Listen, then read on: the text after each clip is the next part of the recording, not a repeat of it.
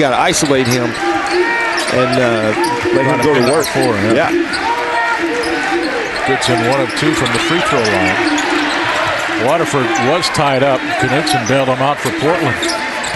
15 on the shot clock. This is Waterford right to the rim off the glass.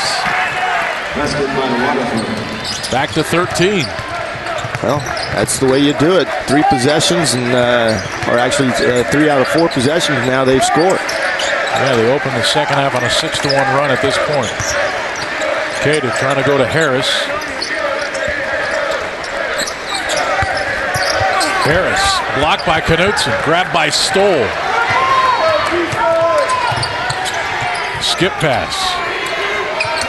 Mitrovic. And Portland back to 10 points. Great start by the Pilots as coming out of the locker room, doing a nice job finding Mitrovic on the opposite side of the floor to catch and shoot. He was a good 2 feet behind the college line. A 9-1 run to open this second half for Portland. They've trimmed an 18-point lead to 10. We'll be right back. Hey, that's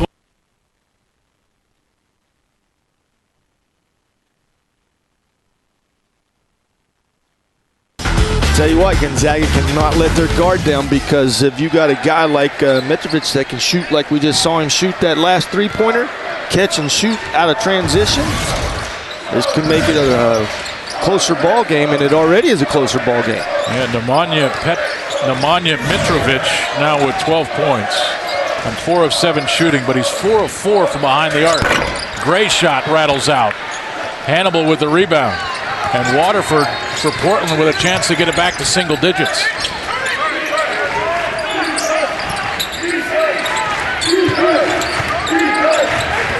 Mitrovic watched by Merninghoff. Good defense by Modis. And Stoll driving around Gray. Scoop shot off the glass. It's an 8-point game. Well, you got to get out and guard him, and that's what Steven did. He was out there, but when he stood up, Stoll went right around him and came up with a circus shot to finish. There's Gray on the post. Knocked away by Knudsen. Loose ball picked up by Harris. 15 on the shot clock. And Gonzaga now going back to work. Hannibal pops out. Merninghoff from the wing, 3, short. Gonzaga now struggling offensively, Craig.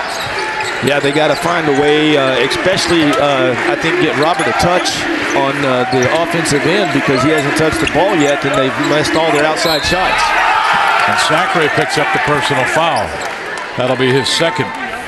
Gonzaga has missed their last 7 shots. Stephen Gray has missed his last 5. That's cold if I've ever heard cold. 14:31 to play.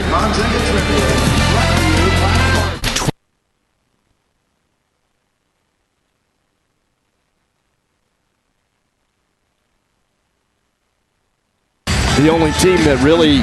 That team is good. Yeah, I mean, they got some shooters. McConnell is a kid that's just lighting it up down there, and he can do it from outside and inside. So yeah, they beat Pepperdine 85-60. Mickey McConnell, 15 assists in that game. Sharing the ball. Is that talking like Patty Mills kind of numbers down there for... I think he's that kind of player. Yeah. Hannibal. First free throws of the night for the Pilots.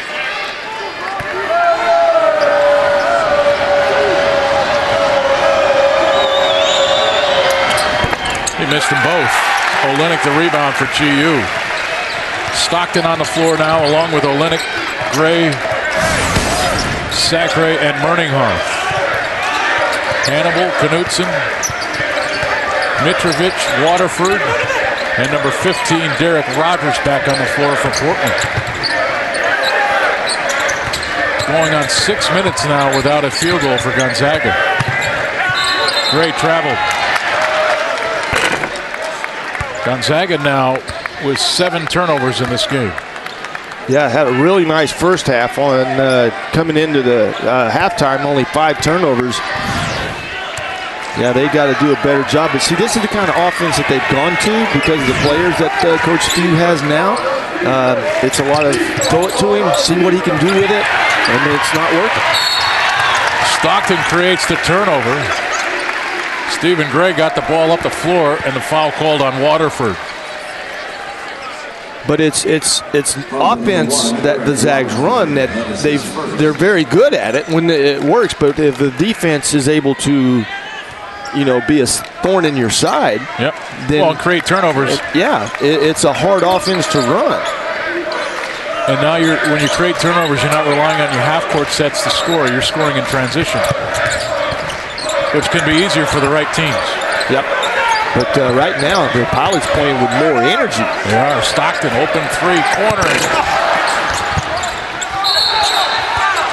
Foul is called on Modest Merninghoff. Well, the point in all the games that you play is basketball is a game of runs, and now Portland has made their run in this first 7 minutes, and it's how you answer it. So right now, Gonzaga not playing with the energy that they had when they went in at halftime. And Gonzaga without a field goal now, better than 7 minutes going back to the first half. They have 1 point here to start the second half. Mitrovic draws the foul on Merninghoff. That's 2 on Modest. That's 4 on Gonzaga with 13-12 to play second half. Well, you got to guard a jump shooter. And the little ball fake Mitrovic did to Merninghoff was enough to get him off of his feet. And we all know that you're supposed to stay down until the shooter leaves his feet. And Mitrovic has played big in the second half this year for Portland. He had 18 points against Utah in their come-from-behind win against the Utes.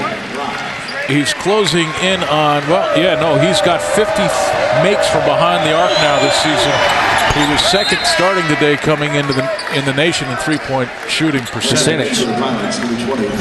And this kid is off to a tremendous start now in his junior year. He could not find playing time with Portland because of the great players in front of him for the Pilots. Now as a junior, the kid's flourishing. And it's a 6-point game in Spokane. Well, the patience has paid off. There's Mengistu Arap on the floor for GU, number 10.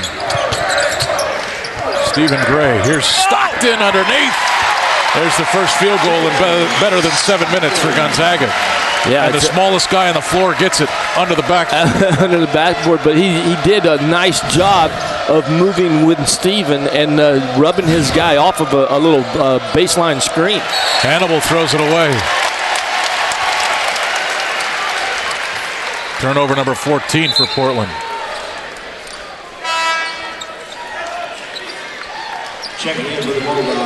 Well, he's got to be pleased.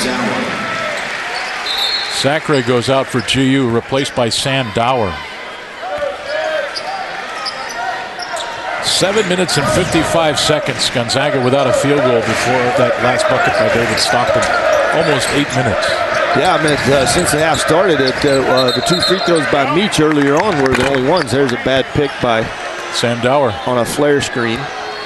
Dower picks up number 1. That's 5 team fouls now on Gonzaga, so 2 more, and Portland's into the bonus. So a much different story now as far as fouls go here in the second half. It's Gonzaga with 5, Portland with 2. Well, I'm going to say this. Portland did not win 12 games in the non-conference without playing with confidence. Right. And I think Gonzaga took that confidence away from them in the first half. And Coach Revenue reminded them in halftime, hey, you've won 12 ball games. Go out there and act like it. And so far they've done that. Well, they've gotten themselves right back into it. 18-point lead at the half, now down to 8. It was down to 6. And a shot clock at 22. Portland will be inbounding it. Nemanja Mitrovic dutied with the job of getting the ball in. Here's Knutson. Stoll. Stockton flashed out. Stoll stepped in, missed it. You know, as good as shooter Stoll has been, he's had his struggles against the Bulldogs. Olenek for 3. That one's long. And a foul called on Sam Dower, or is this on Knutson? I believe they give it to Kramer Knutson. His second, 11:51 to play in Spokane.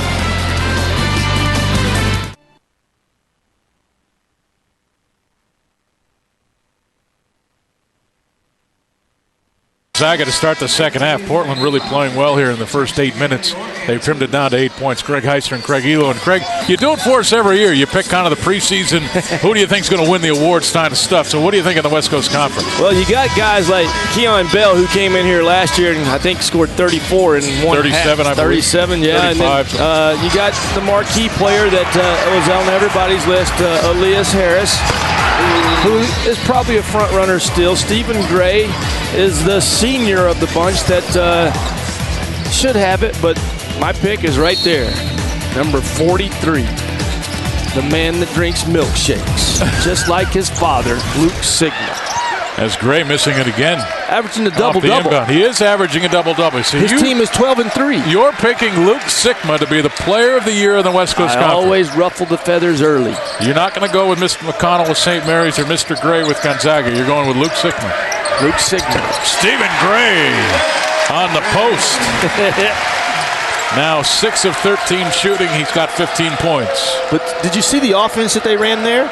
There was ball screens on the offside. Stephen moving without the basketball instead of just dribble. When the ball gets moved around, I think it's better offense. And Gonzaga has gone cold from behind the arc. They had made 6 of 9 at one point. Since then, they're 0 for 5. And there you see Nemanja Mitrovic with a little mid-range game. This kid looks like a good player. Kind of a poor man's Peja Stojakovic, huh? I like that. We were talking in break about that, coming up with that name, Peja Stojakovic. And yeah, I mean, he's got all of the good stuff that you want your best three-point shooter to have. Be able to put the ball on the floor. You just saw him take a little mid-range jumper. You don't want to just be stuck with one-dimensional, given to you. You want to make sure that you do the other things, and he's shown me that he can put the ball on the floor and draw the fouls and get to the free throw line. Sam Dower is 78% shooter from the line. About to take his first free throws of the game. As Portland picked up their 4th team foul. Mitrovic about the same size as Mr. Stojakovic. Maybe not as thick, maybe not as large, but listed at 6'5". No, Peja was 6'10". You're thinking of Drazen Petrovic that was like 6'6". Yes, right. Okay, so he was a great player too. Well, that's why he doesn't. Yeah. No, I think I was thinking of Peja. That's why. Peja's 6'10". Okay, well, I guess that's why he doesn't look so big. That's why his. I'm not sure that comparison is good then. Yeah, what he does is amazing because of his size. He was like able to set out there and knock down threes. Oh, Douglas somehow able to pick that ball up and earn a trip all the way to the glass and lay in with the left hand. Hey, did a nice job of getting the ball under control. 8-point lead for GU. Olynyk setting the screen. Stockton driving all the way to the glass as well.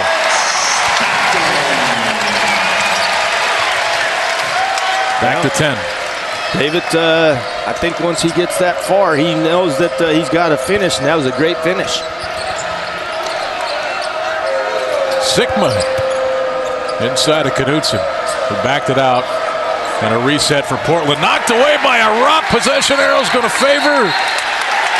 No, they're going to give it to Gonzaga, saying Manny got the timeout. Yeah, that's the in vogue thing to do is when you're on the floor and you think you have possession. Now you lose a timeout because actually I believe the Zags used both of their 30 seconds in the first half. But you gain the possession. Yeah, but you got the possession. This is good. Watch. It's just lazy with the basketball. Simple. Manny got his hands active. Nice job, Manny Arab. But 16 turnovers now for Portland. They had made 7 of their last 9 field goals. It would have been Portland basketball if he was able to tie Manny up and get the thumbs up in the air. Yep. And I think anytime that you can do it, you get possession. Yep. I mean, you don't want to give it up. And I think we all practice that. In the old days when I played, you could actually be running out of bounds and call timeout and get possession for you, but they've taken that away. Well, Portland's off to one of their best starts in school history. It's the first time they had won 10 games prior to Christmas. Back in 79-80, they won 13 games. So they've been off to this caliber of start prior. But I tell you, there's a lot of energy down in Portland on this campus for this